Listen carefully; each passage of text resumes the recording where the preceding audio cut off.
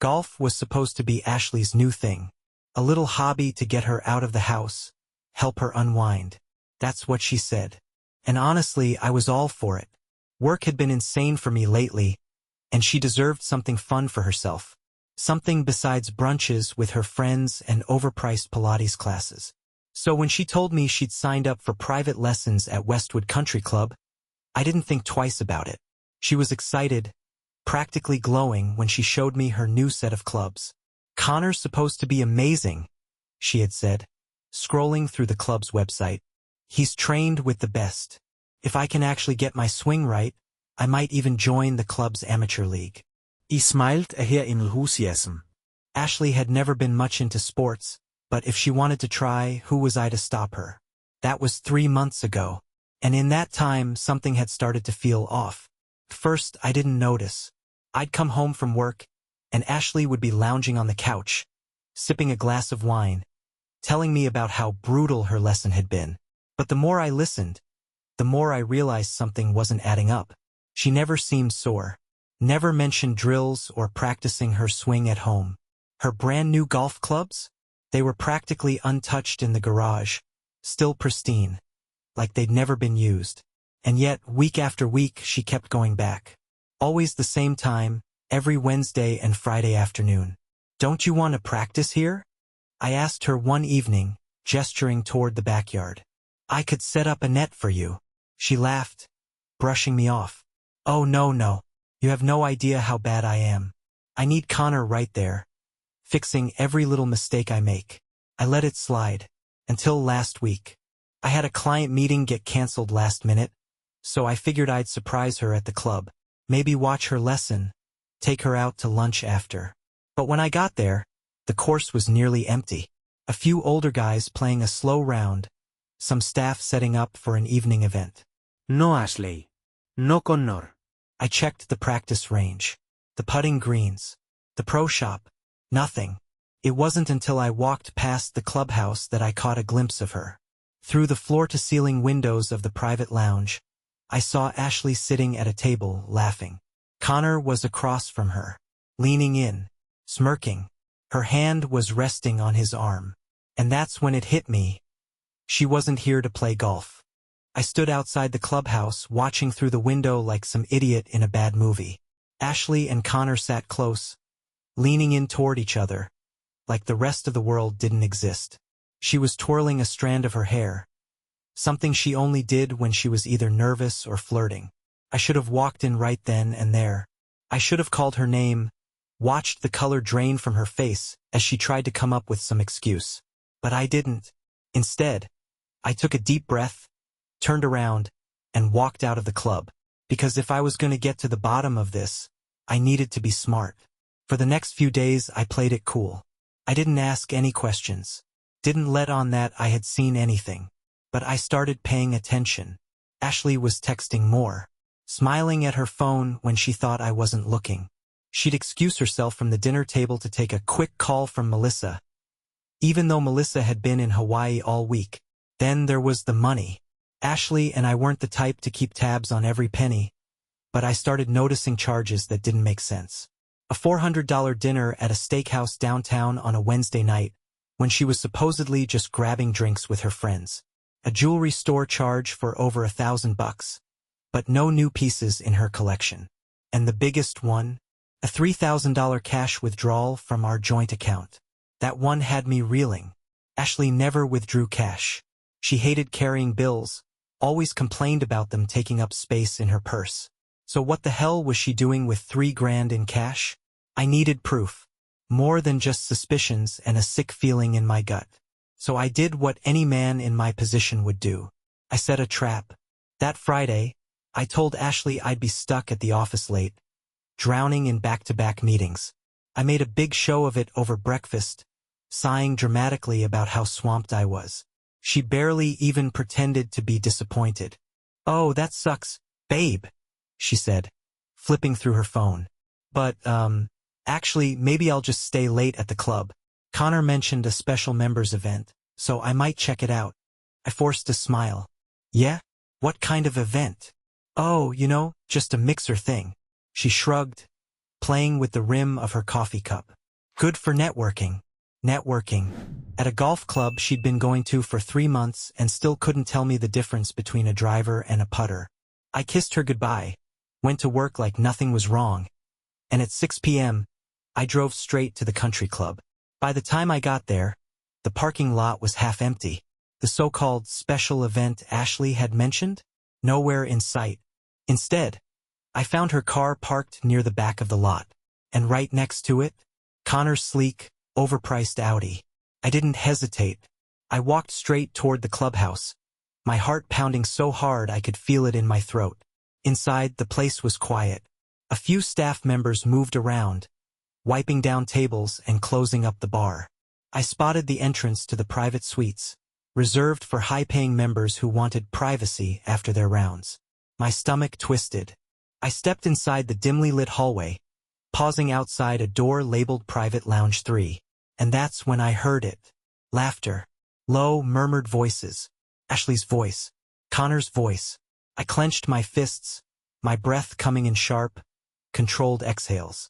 Every muscle in my body screamed at me to kick the door down, but I forced myself to stay calm. Instead, I pulled out my phone, turned on the camera, and pressed record. Then, with a steady hand, I turned the handle and walked inside. The door swung open, and for a split second, time froze.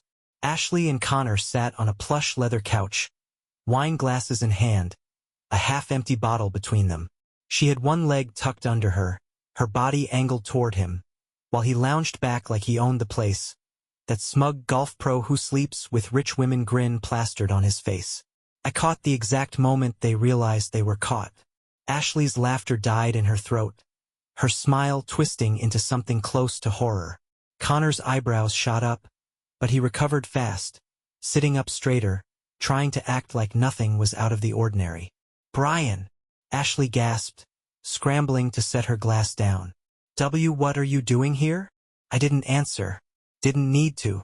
Instead, I lifted my phone, the red recording light blinking, and pointed it right at them. "Say cheese." Ashley's face drained of color. Connor, to his credit, didn't flinch. He simply leaned back, stretching his arms across the back of the couch like I hadn't just walked in on whatever this was. "Relax, man," he drawled. "We were just having a drink. It's not what it looks like." Oh, that was rich. I stepped inside, shutting the door behind me. "Yeah," I said, my voice deadly calm. "Because it looks like my wife has been skipping her golf lessons to cozy up in the clubhouse with her instructor." Ashley shot up from the couch. "Brian, please, it's not." I held up a hand. "Don't. Just don't." She clamped her mouth shut, her hands shaking. Connor sighed, running a hand through his perfectly tousled hair. "Look, man, I get why you're upset, but..." I turned on him so fast he actually blinked. "You don't get to explain," I snapped. "Not when I've got months' worth of lies stacked up. My wife doesn't know a damn thing about golf, but she sure knows how to sneak around behind my back." Ashley let out a strangled sound. "Brian, you're making it sound." "How exactly should I make it sound, Ashley?" I cut in. "Because I'm standing in a private lounge, in a damn country club, watching my wife and her instructor get cozy over wine while I bust my ass at work." Silence. She had nothing to say, because we all knew the truth. Connor, though, he wasn't rattled. Not really. And that's when I realized something. This wasn't his first time getting caught. No panic. No guilt. Just that same infuriating smirk. And suddenly it clicked. This wasn't just about Ashley. Connor did this for sport. He wasn't just some sleazy golf instructor who fooled around with bored wives. He targeted them. I didn't know how, but I could feel it. And judging by the way Ashley refused to meet my eyes, I had a feeling she knew it too. I let the silence hang. Let the weight of it settle in the room, pressing down on both of them. Then I turned to Ashley. "How long?" Her throat bobbed as she swallowed. "Brian, How long?" Her eyes darted to Connor, and that was all the answer I needed. I let out a bitter laugh. "Wow, you can't even say it, can you?" She shook her head rapidly. "It wasn't real." I finished for her. "Wasn't serious? Just a stupid mistake." Her silence was deafening. And Connor? He was just watching. Not stepping in to defend her, not trying to take the blame. Because he didn't care. To him, this was just another round in his little game. Another notch on his belt. And that's when I knew. This wasn't just about me and Ashley anymore. This was bigger. Connor was running a damn operation. I didn't know all the details yet, but one thing was clear. This guy was scamming people. Rich, clueless wives. Powerful, unsuspecting husbands. And somehow he was walking away with more than just a good time. I clenched my jaw. You know what, Ashley? I said finally. I hope he was worth it. Then I turned to Connor. And you? I smiled, but there was nothing friendly about it. I'll be seeing you real soon. I turned and walked out, leaving them frozen in place. Because this wasn't over. Not even close. I didn't go home. Not yet. Instead, I sat in my car, gripping the steering wheel so hard my knuckles turned white. My mind racing a mile a minute. Connor. That smug, arrogant piece of trash. I wasn't an idiot. I knew the signs. Affairs weren't new to the world. But this wasn't just a sleazy golf instructor fooling around with clients' wives. This was a business. A scam. And my wife, she'd fallen right into it. I scrolled through my phone, my pulse hammering as I opened our joint bank account again. That $3,000 withdrawal. The jewelry store charge. The expensive dinners. All the puzzle pieces were coming together. Ashley hadn't just been cheating. She'd been paying. The question was, for what?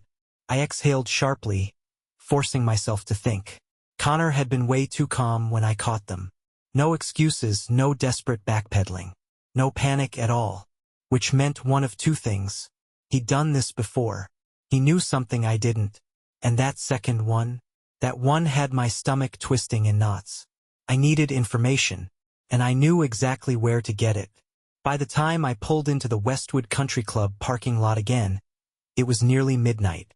The place was dark, locked up for the night, except for the small light glowing from the manager's office. Perfect. I walked up to the side door, knocked twice, and waited. A moment later, the door cracked open, and a balding man in a polo shirt peered out. Club's closed, sir. I know. I leaned in slightly. But I think you'll want to hear this, Gary. His eyes narrowed. Do I know you? Brian Carter. Ashley Carter's husband. I let that sink in. His expression shifted. Ah, right. Yeah, I thought so. Mind if I come in? I asked. We need to talk about Connor. Gary hesitated, then sighed and stepped aside. Make it quick. The office was small, cluttered with paperwork and golf trophies. He shut the door behind us and folded his arms. So, what's this about? I didn't waste time. Connor. He's sleeping with clients' wives, taking their money, and I'm willing to bet he's doing a hell of a lot more than that. Gary's face twitched, but he stayed silent. I leaned forward. You know something, don't you? No idea what you're talking about, he said quickly. Too quickly. I scoffed. Cut the crap. You're the club manager, you know everything that happens here. So why don't you tell me? What exactly is Connor running? Gary hesitated. Look, man, I like my job. Yeah. I crossed my arms. And how much of that job involves covering for him? Silence. Then, he exhaled sharply, rubbing his forehead. All right. But if anyone asks, you didn't hear it from me. I leaned in. I'm listening. You're right, Gary muttered, lowering his voice. Connor isn't just sleeping with these women. He's playing them. I clenched my jaw. Explain. Gary sighed, pulling open a drawer and tossing a folder onto the desk. Look at that. I flipped it open, and my stomach dropped. Inside were receipts, bank statements, even contracts. Not just from Ashley. From multiple women. Some had written Connor checks. Others had made expensive purchases on his behalf. Jewelry, cars, even a damn Rolex. But the worst part? Some of them weren't just wives. They were married to CEOs, politicians, major investors. Men with real power. And Connor? He wasn't just sleeping with their wives. He was using those affairs to blackmail them. Leverage. My stomach churned. Holy. Yeah, Gary muttered. That's why no one messes with him. He's not just some sleazy instructor. He's a damn professional. I swallowed hard. And my wife. Gary hesitated. I don't know if she's caught up in the worst of it yet. But if she is, you need to get ahead of this. Fast. I clenched my fists. Where does he live? Gary blinked. What? Connor. Where does he live? Gary hesitated. Man, I don't think that's. I slammed my hand on the desk. Where? A beat. Then, Suncrest Condos. Penthouse suite. I turned on my heel and walked out. Because this wasn't over. Not by a long shot. I parked outside Suncrest Condos and sat there for a moment, gripping the steering wheel, my mind whirling. Connor lived here. Pas tout de suite. Of course he did. It was the kind of place a guy like him would live in, sleek, modern, expensive. Paid for by all the women he had played, the husbands he had screwed over. The anger in my chest was a slow, steady burn. Not the kind that made you reckless, but the kind that made you focused. I wasn't here to start a fight. I was here to end this. The lobby was nearly empty when I walked in. A bored-looking security guard barely glanced at me as I made my way to the elevator. I had no plan, no idea what I was going to say when I got up there. But I knew one thing. Connor had no idea I was coming. The elevator doors opened on the top floor, and I stepped into a hallway lined with only 2 doors.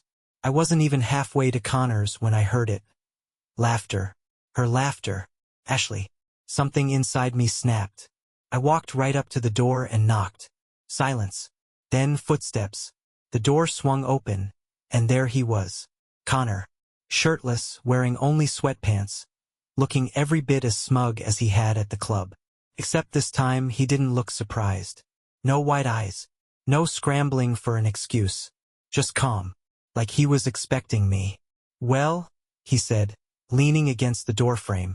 Took you long enough. I stared at him, my pulse hammering in my ears. Where is she? His lips twitched. Inside. Want me to invite you in?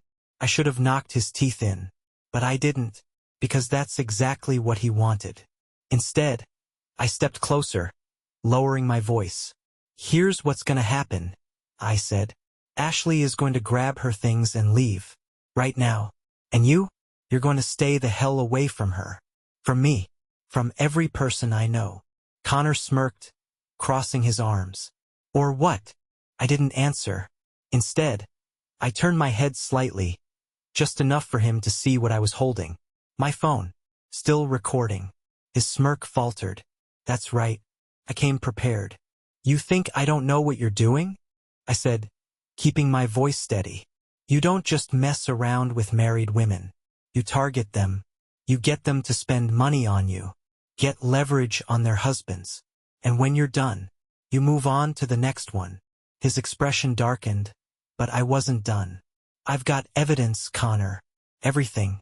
The money transfers. The gifts. The women. I even know about the blackmail. The muscle in his jaw twitched. Bingo. I leaned in, lowering my voice to a whisper. You really think you can keep this up forever? For the first time, he looked genuinely pissed. I felt a flicker of satisfaction. Because now, I had the upper hand. Ashley appeared in the doorway behind him, wrapped in one of his oversized hoodies, her hair a mess. The second she saw me, she froze. Her face went pale. B. Brian. I turned to her. Get your stuff. She hesitated. I cut her off. Now. Her eyes darted between me and Connor, something panicked flickering across her face. Then finally she moved. I stood there, watching as she hurried back inside, grabbing her purse, her shoes. She didn't pack a bag. Probably because she knew she wasn't coming back home. Connor hadn't moved. He was still watching me, his expression unreadable. I stared right back. We're done here, I said. He didn't respond. Ashley slipped past him, her eyes locked on the floor as she brushed past me. I followed her down the hall, back to the elevator. Neither of us spoke. Not when the elevator doors slid shut. Not when we stepped into the lobby. Not when we walked to the parking lot, where her car was waiting. I stopped beside it, staring straight ahead. Get in, I said. Ashley hesitated. Brian, please. I'm not here to argue. Or to listen to excuses. I turned my head slightly. Just go. For a moment she didn't move. But then, finally, she opened the car door and got in. I watched as she drove away. And then, I pulled out my phone, opened my contacts, scrolled to the name of one of the men Connor had blackmailed. And I made a call. Because this wasn't just about Ashley anymore. This was about taking Connor down. For good. I sat in my car long after Ashley had driven away, gripping my phone so tight my fingers ached. I'd never been the kind of guy to start a war. But Connor? He had no idea the kind of storm he just walked into. Because I wasn't just some dumb husband who got cheated on. I was a businessman. And I knew how to destroy people. The man I was calling was Michael Holloway. A name I recognized the second I saw it in Connor's little blackmail scheme. Michael wasn't just rich, he was powerful. A real estate investor with stakes in half the damn city. I had met him years ago at a networking event, and while we weren't exactly friends, we moved in the same circles. Which meant Connor hadn't just screwed me over, he had pissed off the wrong man. The phone rang twice before a deep voice answered. Holloway. I didn't waste time. Michael. It's Brian Carter. A pause. Then wariness. Brian? What's this about? It's about your wife. Silence. Then, meet me. Now. We met at a private club downtown. The kind of place where billionaires smoked cigars and ruined lives over cocktails. Michael was already there when I arrived, sitting in a dimly lit booth, a half-finished glass of whiskey in front of him. He looked exactly how I expected, tense. I slid into the seat across from him. Talk, he said. So I did. I told him everything. About Connor. About the affair. About the scam. How he lured in wealthy women, seduced them, took their money, and then used their secrets against their husbands. I watched as Michael's expression shifted from confusion to rage. So my wife, he muttered, running a hand down his face. She wasn't just cheating. She was paying him. I nodded. And I'd bet good money he has something on you, too. Michael let out a low laugh. But there was nothing funny about it. Son of a... I leaned forward. Michael, this isn't just about you and me. I saw multiple names in those files. Connor's been pulling this crap for years. If we don't shut him down, he'll just keep doing it. Michael exhaled sharply, shaking his head. That little prick played us. I nodded. Which is why we're gonna play him right back. He looked at me, something calculating in his gaze. What are you thinking? I smirked. I'm thinking we're about to take everything from him. Michael didn't need much convincing. He was already out for blood. So we got to work. Step 1. Leverage. Michael pulled some strings and got me access to a private investigator. Someone who specialized in digging up dirt on people like Connor. And what we found made my blood run cold. Connor wasn't just running a scam, he was running a network. He had connections with shady lawyers, private fixers, even some underground gambling operations. And the worst part? Some of the men he blackmailed paid him off. Not because they were afraid of the affair coming out, but because Connor knew things about their businesses. Illegal things. Which meant he wasn't just some sleazy golf instructor. He was a damn extortionist. I clenched my fists as we combed through the reports. This was bigger than just me and Ashley. Bigger than Michael and his wife. Connor was dangerous, which meant we had to be smarter. Step 2. The setup. Michael still had contacts at the Westwood Country Club. Enough to get me a private meeting with Connor. A meeting he would never see coming. The next day, I walked into the club like I belonged there. Like I wasn't plotting the end of the man who had wrecked my marriage. I spotted Connor near the putting green, chatting with some woman in a designer tennis skirt, probably his next target. He looked up, saw me, and smirked. I smirked right back. Connor, I said smoothly. Got a minute? He raised an eyebrow. For you? Always. Cocky bastard. We walked into the clubhouse, past the bar, and into one of the private meeting rooms. I shut the door behind us. He leaned against the table, crossing his arms. So, what's this about? I pulled out my phone, clicked a video. and pressed play. The footage wasn't great, but it was clear enough. Connor, sitting across from a woman, Michael's wife. Her handing him an envelope full of cash. Him smirking, sliding it into his jacket pocket. The audio, crystal clear. "Don't worry, sweetheart. As long as your husband plays nice, I'll keep our little secret." Connor's entire face changed. The smirk vanished. I locked eyes with him, smiling. Oops. Looks like I recorded something I shouldn't have. For the first time since I met him, he looked nervous. "Where did you get that?" he asked, his voice low. "Oh, I've got plenty more," I said. "Receipts. Bank statements. Hell, I even know about your little side hustle with those underground poker games." Connor's jaw clenched. "And then I went for the kill. I've already sent everything to a lawyer," I said, pocketing my phone. "And if you don't want this whole operation to come crashing down, you're gonna do exactly what I say." He swallowed. "And what is it you want?" I smiled. "Everything." Connor stared at me, his jaw clenched so tight I thought his teeth might shatter. That smug arrogance he always carried? Gone. For the first time, he looked trapped. I leaned back in my chair, stretching out like I had all the time in the world. "I know how this works," I said casually. "You find the right women. You make them feel special, get them hooked. Then you bleed them dry. Expensive gifts, cash, little favors they don't think twice about." I tilted my head. "And then, you go after their husbands." Connor's fingers curled into fists, but he didn't say a word.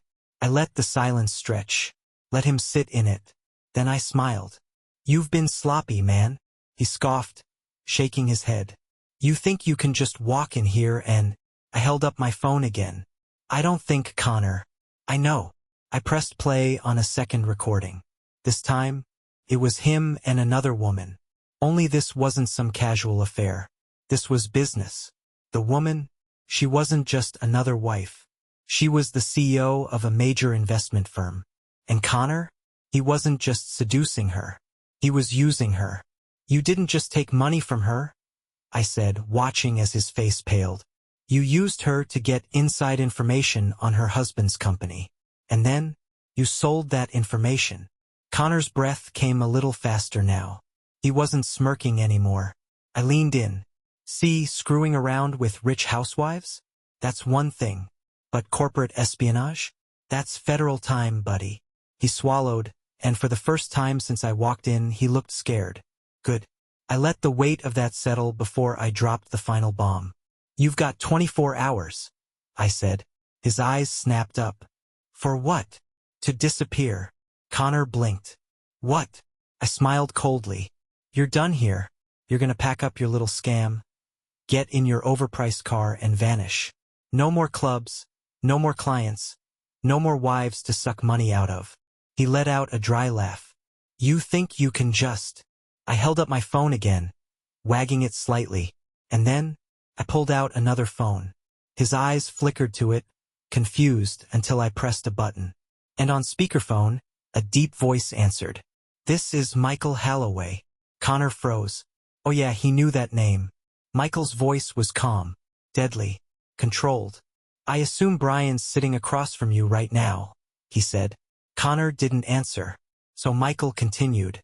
"I don't know what made you think you could pull this on me," he said. "But trust me, you don't want to find out what happens to people who try." Connor's face turned ashen. I leaned in, watching him squirm. "Like I said," I murmured, "you've got 24 hours. Silence. Then, Connor exhaled shakily, rubbing a hand over his face. "Fine," he muttered. "I'll go." "Smart choice," I said. Michael chuckled darkly on the other end of the line. "Oh, he doesn't have a choice." Connor flinched. Michael's voice dropped to something cold. "Lethal. If you're still here in 24 hours, he said, "I'll make sure you wish you weren't." The call clicked off. Connor sat there, staring at the table, his hands shaking slightly. I stood up, slipping my phone back into my pocket. "Pack up, Connor," I said. "Your game's over." Then I turned and walked out. And behind me, I heard him let out a shaky breath, like a man who just realized he was already dead. By the time I got back to my car, my adrenaline was still running high. Michael had promised he'd handle the legal side of things, making sure Connor never got another job in this city, that his name was poison in any business circle he tried to slither into. And me? I had one last thing to deal with. Ashley. I wasn't taking her back. That was never even a question.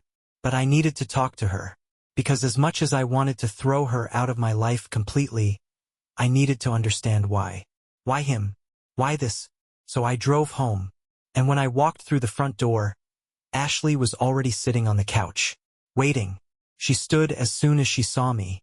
"Brian," she started, her voice tight. I held up a hand.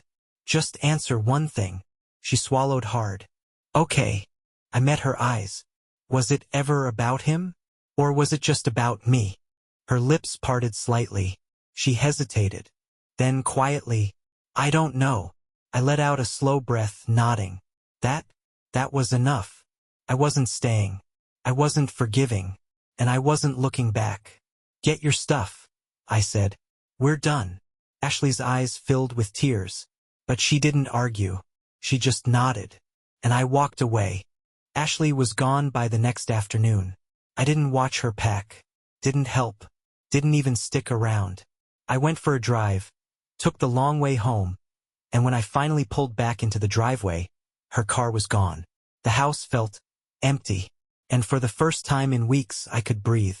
She left a note on the kitchen counter. A long, handwritten letter, full of apologies, explanations, and regrets. I didn't read it. I crumpled it up, tossed it in the trash, and poured myself a drink. Because nothing she wrote could change what happened. Nothing could undo it. Ashley made her choice. And now, she had to live with it. A week later, I ran into Connor one last time. I wasn't looking for him. I had already washed my hands of him, of all of it. But life has a funny way of tying up loose ends. I was grabbing a coffee downtown when I spotted him across the street, standing outside his car, talking to someone. Or rather, pleading. His usual arrogance? Gone. His easy charm? Nowhere to be seen. Instead, he looked desperate. I couldn't hear the conversation, but I didn't need to. The guy he was talking to, a real estate broker, looked unimpressed, shaking his head before walking away, leaving Connor standing there, staring after him. His car, a once flashy Audi, was filthy. The kind of dirty that told me he hadn't had the money to keep up appearances. I smirked. Michael had done his job. Connor had officially been blacklisted. He wasn't getting another cushy golf instructor gig. Wasn't going to charm his way into another wealthy social circle. His connections were gone. And judging by the way he looked, his money was too. He turned his head slightly, eyes scanning the sidewalk, and then he saw me. For a second, we just stared at each other. And then, I raised my coffee in a mock toast. His jaw clenched. He turned away, got into his car, and sped off. I chuckled to myself, taking a sip of coffee. Good riddance. Ashley didn't fight me on the divorce. There was no messy legal battle, no drawn-out war. She signed the papers without a word. I don't know where she is now. And honestly, I don't care. People always ask if I regret it. If I regret not trying to fix things. But here's the thing, some things aren't meant to be fixed. Some things aren't worth saving. And my marriage was one of them. It's been 6 months since everything went down. And you know what? I'm doing just fine.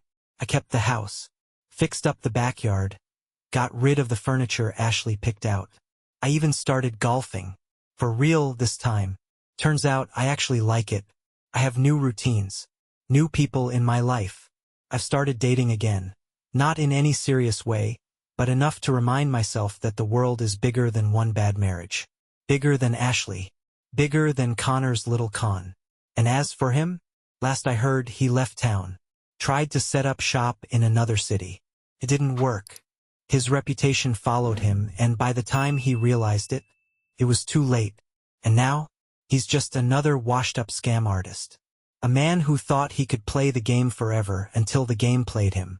If I learned anything from all of this, it's this: trust your gut. If something feels off, it probably is. And when someone shows you who they really are, believe them, because at the end of the day, You can either be the guy who gets played, or the guy who plays back. And me? I played back. And I won.